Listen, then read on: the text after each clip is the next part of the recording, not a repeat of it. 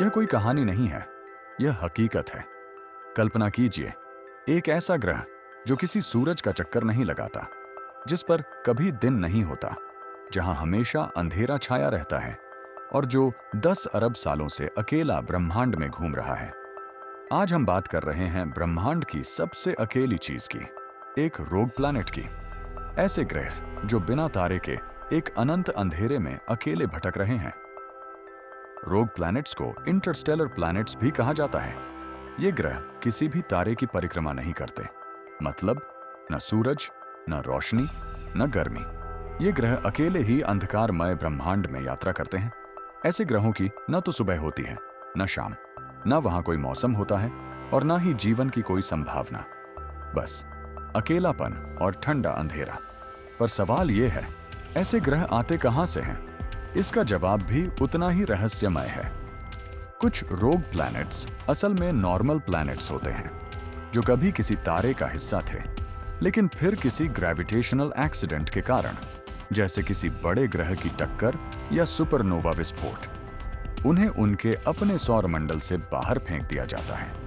अब वो ग्रह नहीं, ब्रह्मांड के राही बन जाते हैं, बिना मंजिल के, बिना रोशनी के। आप सोच रहे होंगे, ऐसे ग्रहों पर जीवन कैसे हो सकता है?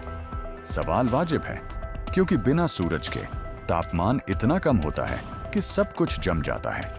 लेकिन कुछ वैज्ञानिक मानते हैं, अगर ऐसे ग्रह के अंदर हीट प्रोड्यूसिंग कोर है, या अगर उसके पास गाढ़ा एटमॉस्फेयर है, तो वहां बर्फ के नीचे तरल पानी हो सकता है। और जहां पानी है, वहां जीवन की संभावना हमेशा बनी रहती है। क्या यह संभव है कि ब्रह्मांड में कहीं कोई अकेला ग्रह अपने सीने में परछाइयों में छिपा जीवन संजो रहा हो? जब ये किसी तारे की रोशनी में नहीं आते, तो इन्हें देखा कैसे गया? यहां आता है विज्ञान का कमाल। वैज्ञानिकों ने ऐसे ग्रहों को इंफ्रारेड टेलीस्कोप्स और ग्रेविटेशनल माइक्रोलेंसिंग से खोजा है।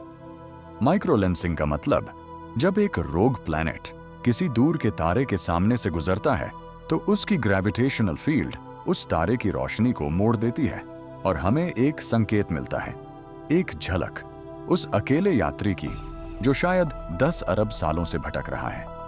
अब तक वैज्ञानिकों ने करीब 100 से ज्यादा रोग प्लैनेट्स की पहचान की है।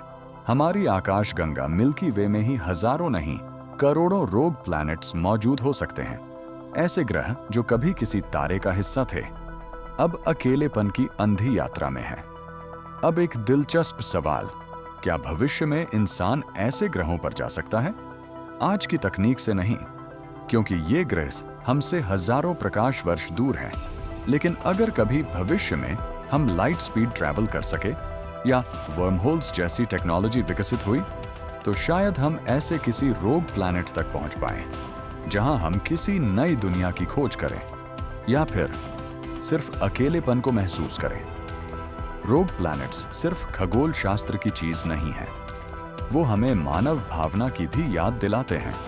जैसे हम कभी कभी जीवन में अकेलापन महसूस करते हैं, वैसे ही ब्रह्मांड में भी कुछ चीजें हैं जो हमेशा से अकेली हैं और शायद हमेशा रहेंगी। एक रोग प्लैनेट की कहानी हमारे भीतर के उस हिस्से को छूती है जो अनंतता में भटकता है, जवाब ढूंढता है और फिर भी यात्रा करता रहता है। ये थी कहानी ब्रह्मांड की सबसे अकेली चीज की, एक रोग प्लैनेट की जो 10 अरब सालों से अकेले अंधेरे में घूम रहा है। अगर आपको ऐसी ही अनोखी और सोचने पर मजबूर कर देने वाली कहानियां पसंद हैं, तो लाइक, शेयर और सब्सक्राइब जरूर करें।